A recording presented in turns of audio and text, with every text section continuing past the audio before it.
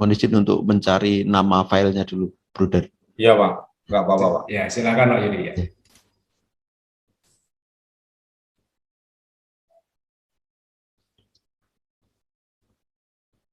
Baik, Bruder, ini sudah tampak, Mas?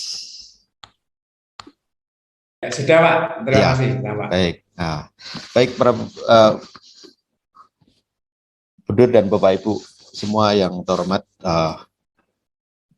kurikulum ini memang mudah untuk diucapkan, dan ilmu kurikulum itu saya menyadari itu menjadi bagian yang paling mudah untuk diklaim. Artinya bahwa kemudian ketika barangkali seseorang menjadi wakil kepala sekolah bidang kurikulum, atau seseorang itu menjadi kasih atau kabid kurikulum di sebuah dinas pendidikan karena jabatan dan fungsinya, maka kemudian kurikulum itu menjadi seakan-akan diklaim bahwa kemudian karena jabatan dan fungsinya begitu, terus kemudian mendaku menjadi ahli kurikulum. Nah, ini sebenarnya menjadi bidang ilmu yang kami sadari seperti itu terjadi, dan hal ini juga terjadi pada ilmu-ilmu psikologi. Psikologi itu mudah sekali untuk diklaim menjadi ilmu yang seakan mudah untuk dikuasai oleh banyak orang, karena orang selalu berpendapat secara psikologis, ya, secara psikologis begitu. Nah, ungkapan terminologi secara psikologis ketika seseorang berpendapat ini menjadi refleksi bagi para ilmuwan psikologi dan juga para ilmuwan pendidikan untuk membranding. Sebenarnya kok sepertinya agak mudah ya orang lain yang barangkali belum itu terus kemudian mendaku tentang keahliannya itu. Nah, kami menyadari. Namun demikian, kurikulum ini menjadi sesuatu yang memang mudah untuk diucapkan, namun demikian kadang kita belum memahami tentang apa itu kurikulum yang sebenarnya. Para bruder yang saya hormati dan Bapak Ibu semuanya, dalam setiap kegiatan pendidikan, apapun itu, yang tujuannya untuk mengajak masyarakat atau peserta didik atau siapapun yang untuk berpindah atau berubah dari kondisi menuju ke arah kebaikan, perbaikan yang kemudian itu mencakup pada dimensi afektif, kognitif, psikomotor, pengetahuan, sikap, dan keterampilan, itu disebut pendidikan. Dan dalam setiap kegiatan pendidikan itu selalu terdapat kurikulum, isi dari pendidikan itu. Dan peran dari kurikulum dalam setiap kegiatan pendidikan itu, dia sebagai the heart of education-nya. Dia sebagai jantungnya pendidikan. Jadi ini yang kemudian harus kita pelajari, bahwa jantungnya dari pendidikan itu adalah kurikulum. Namun demikian, kurikulum ini memang menjadi semacam hal yang paradoks, karena banyak orang bilang ganti menteri ganti kurikulum gitu. Ya, kita kan selalu begitu, menterinya baru, kurikulumnya baru.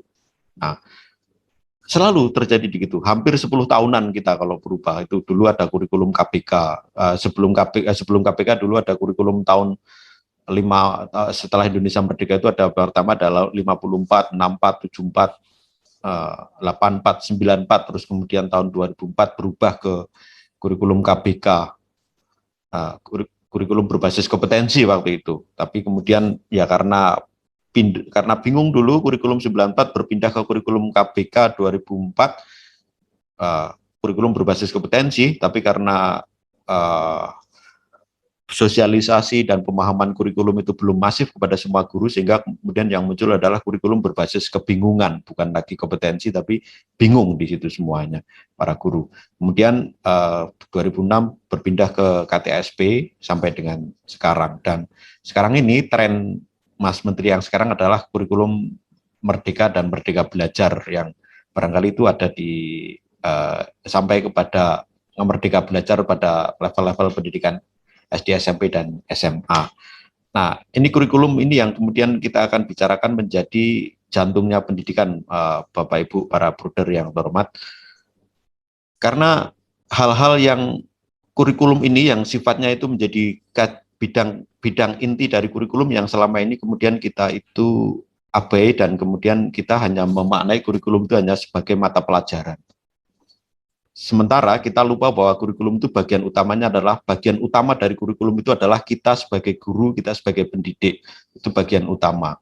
Barangkali para bruder pernah mendengar ada anak tidak suka dengan mata pelajaran tertentu. Atau barangkali ketika saya SMP, SMA, barangkali pernah mendengar cerita ada anak tidak suka dengan mata pelajaran tertentu. Mohon izin saya bertanya, ketika ada kasus ada anak tidak suka dengan mata pelajaran tertentu, kira-kira diawali dengan tidak suka pada mata pelajarannya atau tidak suka pada gurunya? Gurunya, Pak. Gurunya ya, bruder ya. Nah, ketika ada anak tidak suka dengan mata pelajaran tertentu diawali dengan tidak suka pada gurunya, maka ibarat burung, seorang siswa itu sedang belajar terbang, maka dia tidak akan pernah bisa terbang karena sudah terlebih dahulu dipotong sayapnya, karena dia sudah tidak suka dulu gitu loh. Jadi ibarat burung dia tidak akan bisa terbang dengan baik karena bagaimana mau belajar terbang, mau belajar terbang aja sudah dipotong sayapnya. Jadi bagaimana misalnya ada anak tidak suka dengan mata pelajaran matematika, diawali dengan tidak suka pada tidak suka pada gurunya, maka bagaimana anak akan bisa belajar matematika dengan baik. Nah, ini yang kemudian bicara tentang kurikulum berarti tidak hanya bicara tentang mata pelajaran, matematika, IPA, IPS, dan sebagainya, tetapi juga bicara tentang siapa kita sebagai guru, kita sebagai pendidik, ini yang kemudian itu. Nah, jadi sebelum kita belajar, mata pelajaran itu bagian kecil dari kurikulum, maka yang menjadi peran utama dari pelaksanaan kurikulum, implementasi kurikulum di sekolah adalah para guru. Bagaimana mendesain supaya dirinya menarik, baik, kemudian bisa menjadi center of interest bagi siswa, dan kemudian empatik, dan kemudian mau tahu dengan kesulitan belajar siswa, mau membantu dan sebagainya. Inilah yang perlu didesain. Ini yang perlu kemudian kita kembangkan, bahwa mencetak pribadi guru yang empatik, yang mau mengerti kebutuhan belajar siswa, dan tidak menjadikan siswa itu tidak suka dengan mata pelajaran tertentu karena diawali dengan tidak suka pada diri guru itu. Ini yang menarik.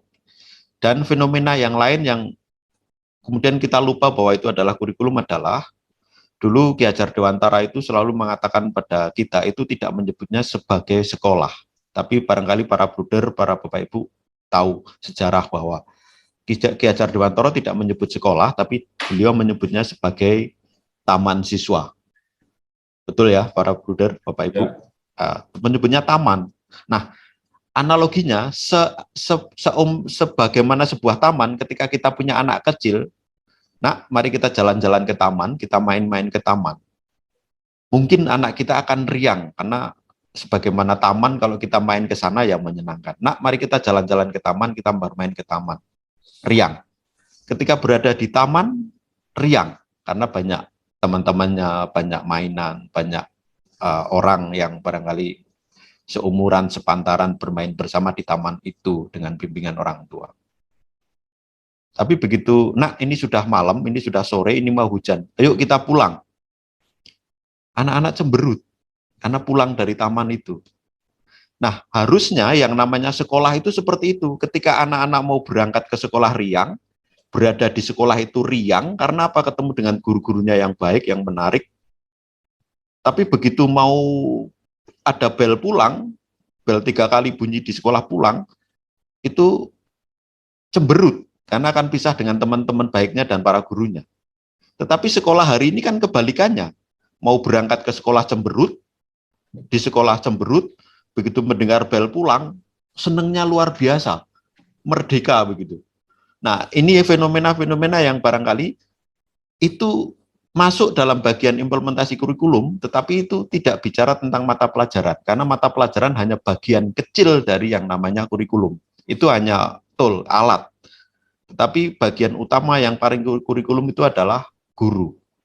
Guru ini yang memberikan pengalaman belajar. Maka kemudian pemaknaan terhadap kurikulum itu bukan hanya sebatas mata pelajaran, tetapi adalah pengalaman belajar yang diberikan kepada siswa lewat daftar riwayat hidup yang dimiliki oleh para guru.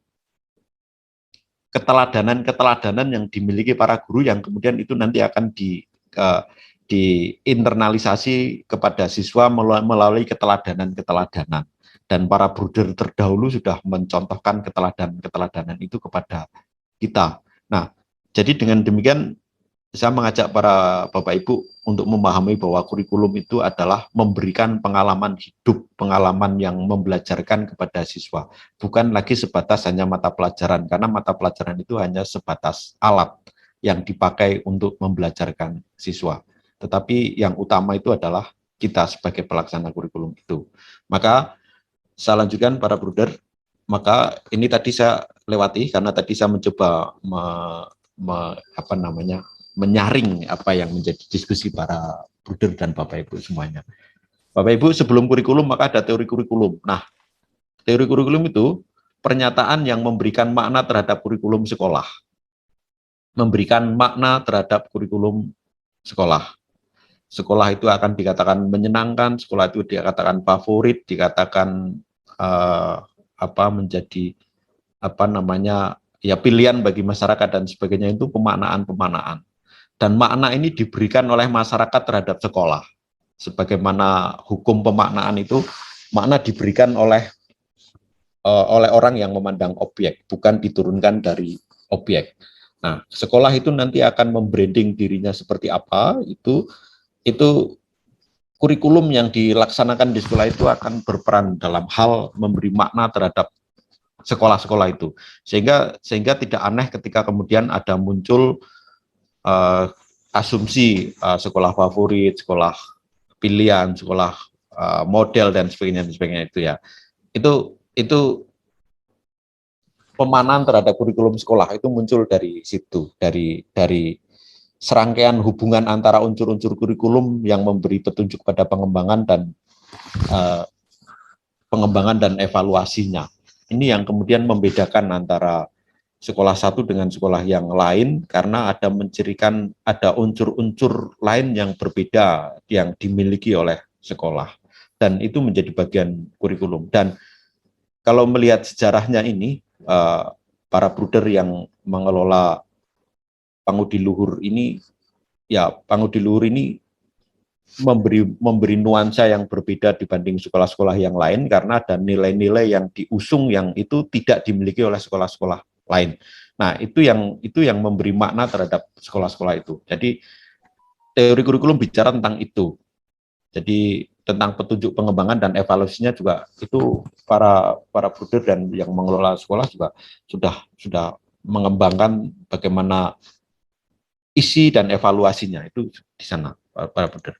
Kemudian sumber yang kita gunakan atau landasan yang kita gunakan untuk menyusun kurikulum itu bertolak dari kehidupan dan pekerjaan orang tua saat ini. Jadi ada orang yang bilang bahwa siswa itu miniatur orang dewasa. Tapi sebenarnya itu tidak selalu benar pendapat itu, karena konteks hari ini itu ada pekerjaan-pekerjaan orang tua yang sekarang itu sebenarnya tidak ada, tetapi kemudian baru ada pada generasi yang sekarang. Misal ada YouTuber, misal ada media planner, misal ada barista. Nah, barista itu ya. YouTuber itu baru ada sekarang, di era sekarang begitu. Tapi yang itu tidak semua itu diturunkan dari pekerjaan orang tua pada masa lalu gitu.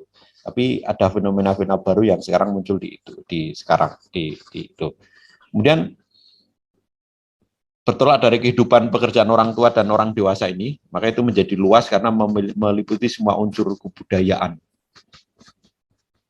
Unsur budaya, seperti tadi kegelisahan yang ditulis oleh Bruder Aristides itu kan menembus unsur-unsur etnisitas yang barangkali berbeda antara satu bangsa dengan bangsa yang lain, tapi kepedulian itu menembus semua batasan-batasan itu. Kemudian bersumber pada kebutuhan anak, para bruder, sehingga kemudian kalau Bapak Menteri sekarang, Mas Menteri sekarang itu selalu mengatakan guru menghamba kepada kebutuhan belajar anak begitu. Nah, itu memang idealnya yang penyusunan kurikulum itu bersumber pada kebutuhan-kebutuhan ini. Nah, yang kita perhatikan adalah kebutuhan, bukan keinginan. Karena yang namanya kebutuhan itu terbatas, sementara yang namanya keinginan itu tidak terbatas. Butuh ya. Kalau makan itu kita butuh, belajar itu ya Kita pendidikan itu juga kita butuh. Kalau yang keinginan-keinginan yang tidak terbatas. Ingin mobil itu keinginan, rumah itu keinginan gitu ya. Tapi itu tidak terbatas. Sudah punya mobil masih kurang, masih punya rumah satu masih kurang gitu. Itu tidak terbatas. Kemudian berdasarkan pengalaman kurikulum sebelumnya. Nah, kurikulum sebelumnya itu juga menjadi patokan, menjadi landasan dalam hal pengembangan kurikulum. Dan barangkali para bruder dan Bapak Ibu bertanya, kurikulum mana sih yang terbaik? Kurikulum mana yang terbaik yang diimplementasikan di sekolah? Nah, jawaban atas pertanyaan ini memang agak paradoks. Karena ya kurikulum itu produk waktu.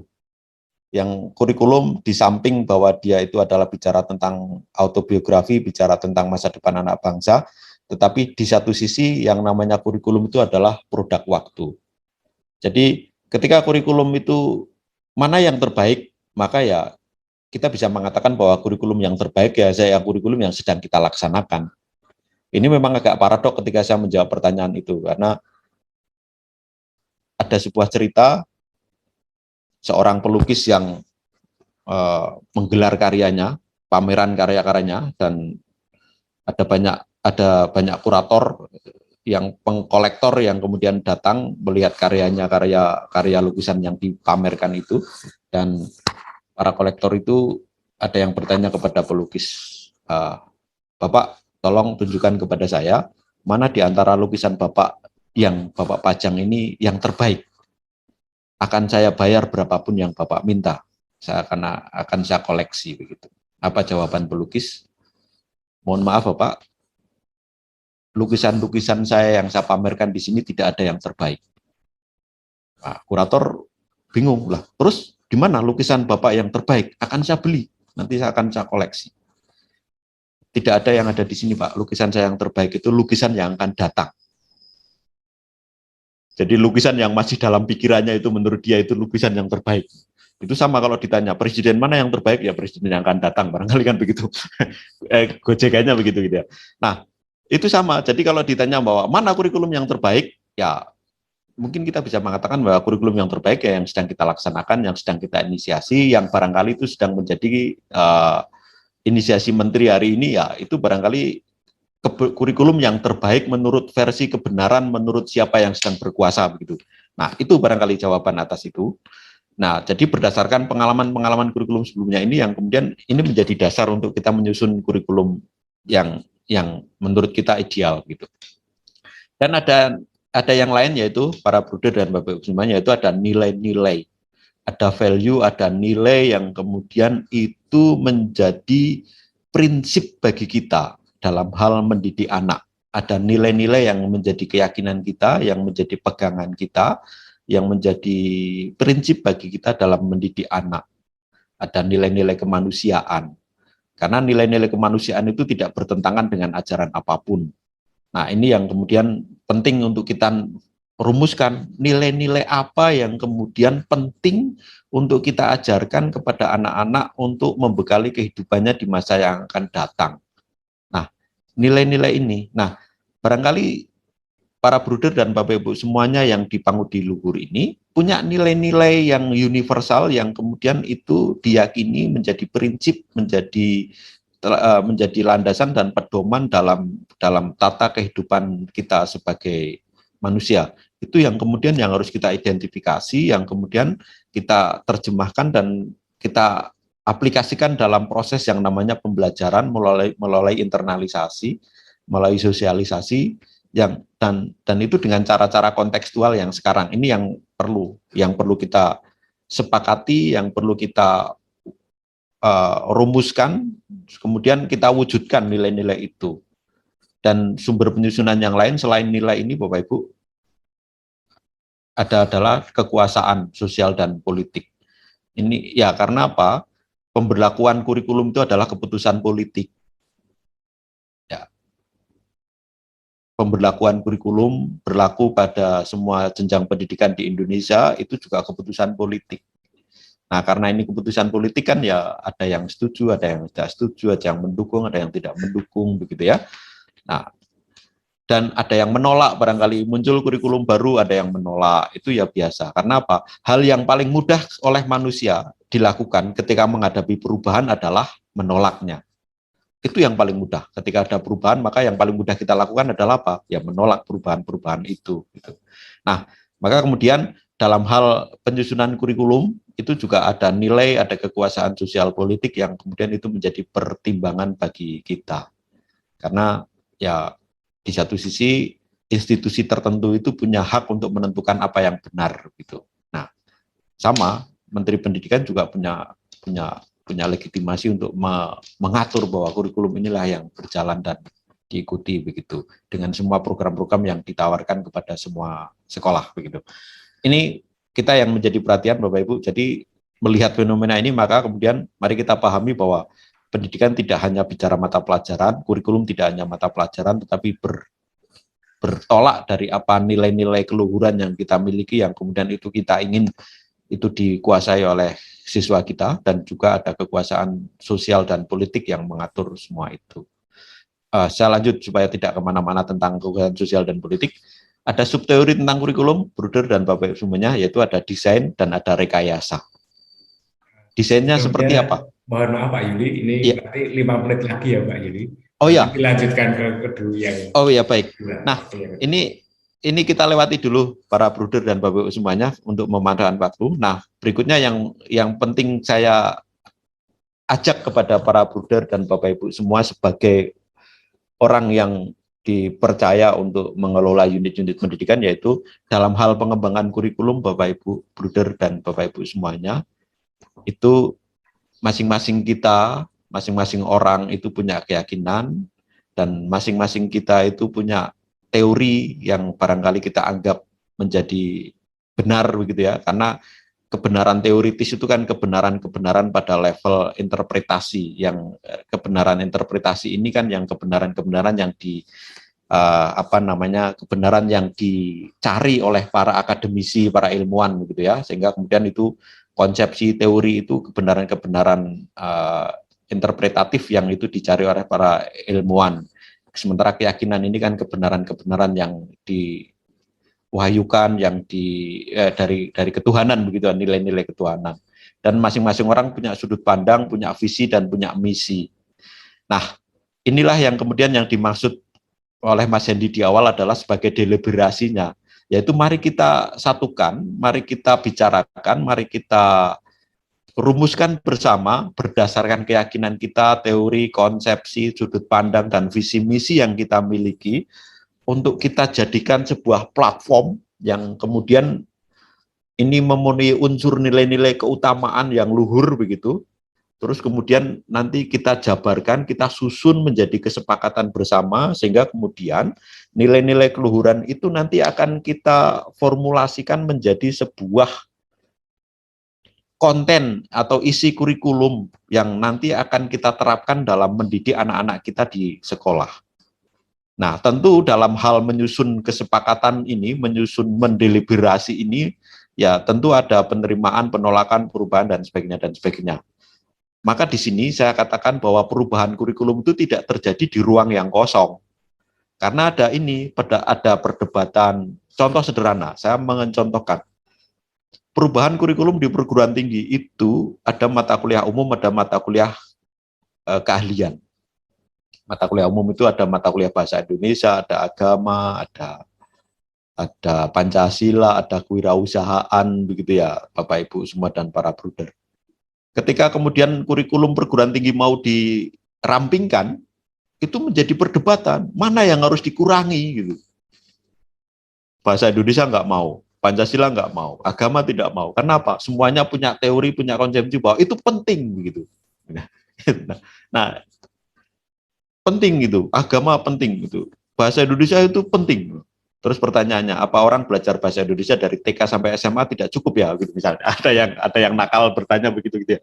Nah, karena semuanya menganggap itu penting, maka semuanya harus masuk. Nah, pertanyaannya, apa mungkin ya anak yang barangkali kemampuannya terbatas, cara berpikirnya terbatas, itu kemudian belajar semuanya itu apa mungkin begitu? Nah, ini yang kemudian nanti jangan-jangan syarat muatan itu, nanti kelebihan muatan itu maksudnya gitu.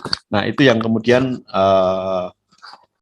menjadi perhatian bagi kita untuk mendeliberasi, maka mana yang akan yang menjadi penting, menjadi apa, ini yang mari kita menurunkan, ya kalau dibilang tuh ada yang mengkritik, sudahlah ego sektoral diturunkan begitu, ego pribadi diturunkan untuk supaya anak didik kita tidak syarat muatan begitu. Karena nanti perdebatannya, dulu saya masih ingat, sarjana itu barangkali para bruder dan sebagainya barangkali pernah mengalami SKS ya, S1 itu barangkali 150, 160 SKS ya, betul ya para bruder ya, dan Bapak Ibu semuanya. Nah itu ketika diturunkan menjadi S1 144, itu perdebatannya luar biasa. Ini SKS mana yang harus dibuang, ini mata kuliah mana yang harus dibuang, itu luar biasa, sampai berdarah-darah begitu ya. Yang bahasa Indonesia mengatakan nggak bisa, ini penting. Yang IPS nggak bisa, ini penting. Waduh lah, semuanya penting. Terus apa yang tidak penting gitu. Nah ini yang barangkali perlu dideliberasikan. Mari kita sepakati untuk kemudian mari berikutnya kita mendesain pada pengambilan keputusan mengenai berbagai macam komponen kurikulum apa yang harus kita ajarkan kepada para siswa. Sehingga sederhananya seperti ini para bruder Bapak semuanya, banyak kepentingan-kepentingan di sini, kemudian banyak data ya, ada mata pelajaran, ada IPA, IPS, ada numerasi, ada dan lain-lain sebagainya. Terus kemudian mari kita lakukan analisis sehingga kemudian kita mengambil keputusan supaya itu berbentuk begitu. Dan hal lain untuk memungkasi apa yang saya sampaikan para bruder, selama ini pendidikan di kita, pendidikan di Indonesia, kurikulum di Indonesia itu kita selalu mengamini bahwa apa yang datang dari luar itu selalu benar. Contoh, hasil TIMSS, hasil kajian PISA, hasil kajian Bank Dunia itu selalu mengatakan bahwa pendidikan di Indonesia itu selalu rendah hasilnya, jelek hasilnya. TIMSS mengatakan literasi kita rendah dibanding bangsa-bangsa yang lain. PISA mengatakan kemampuan numerasi kita rendah dibanding bangsa-bangsa yang lain di dunia. Pun demikian, Bank Dunia mempublikasi bahwa pendidikan di Indonesia rendah hasilnya. Tapi kan pada akhirnya kita nggak menyadari bahwa Bank Dunia ketika kemudian mengkaji pendidikan di Indonesia dengan mengatakan hasilnya rendah, terus kemudian mereka menawarkan program-program peningkatan pendidikan, dan pada akhirnya akan menawari utang kepada kita.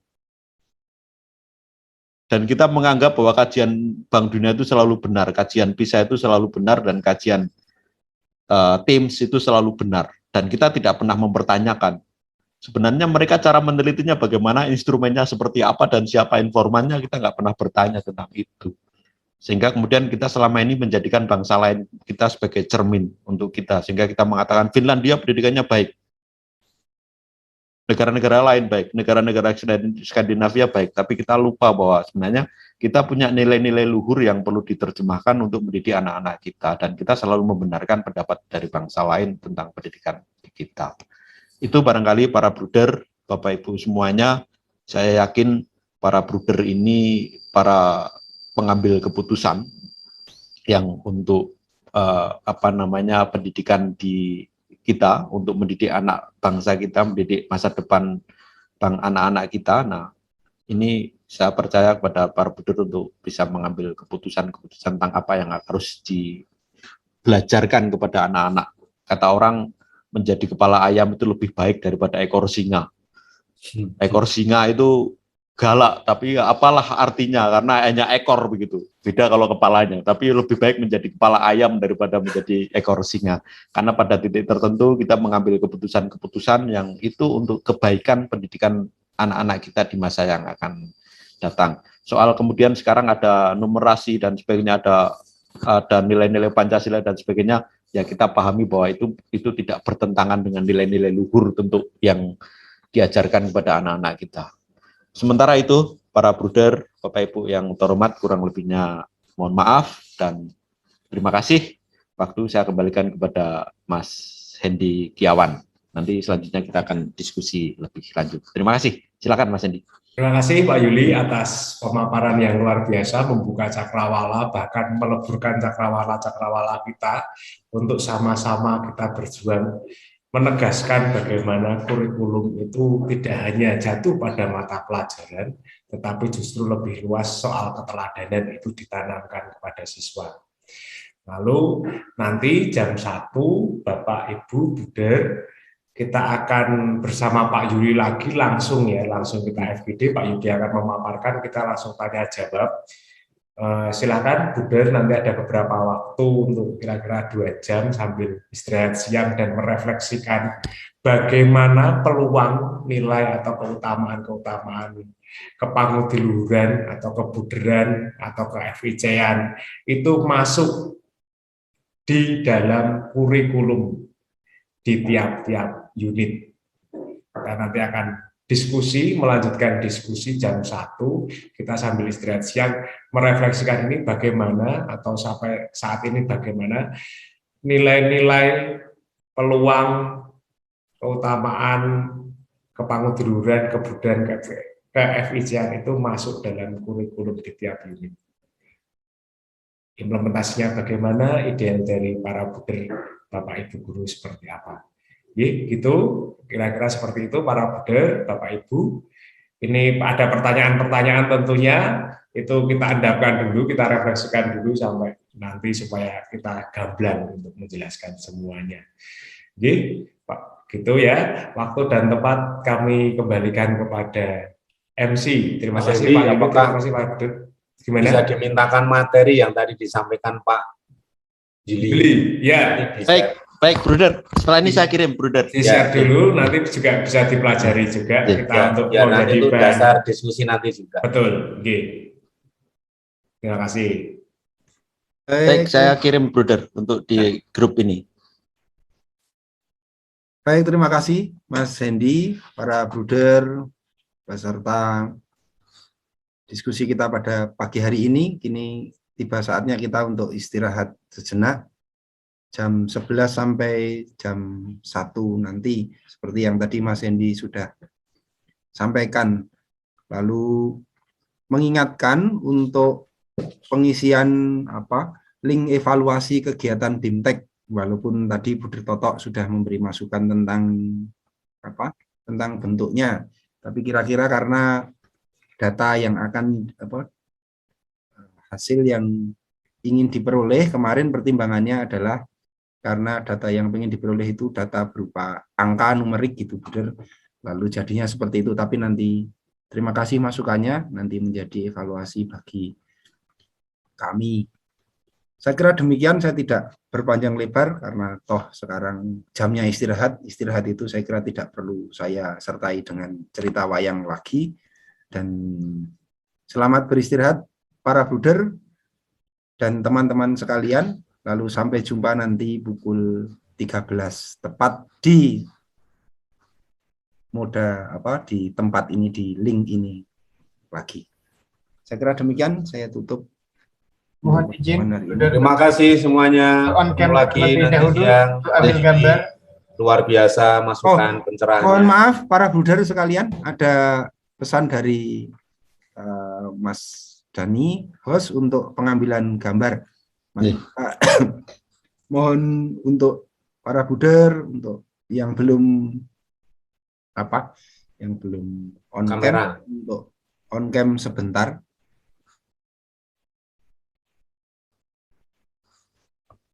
Kita beri senyum kita yang paling manis gitu.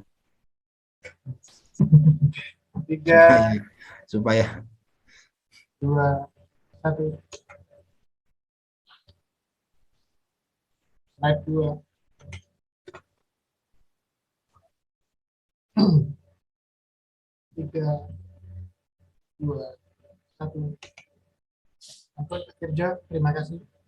Baik, terima kasih para Bruder. Panjenengan boleh leave dari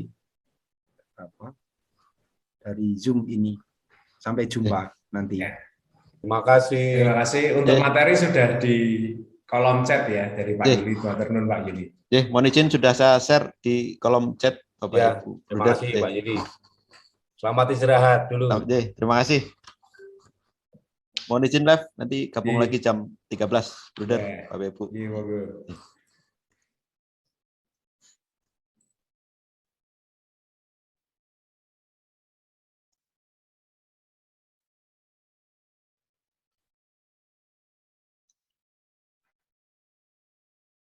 Yes, Dad. Kabar presensi.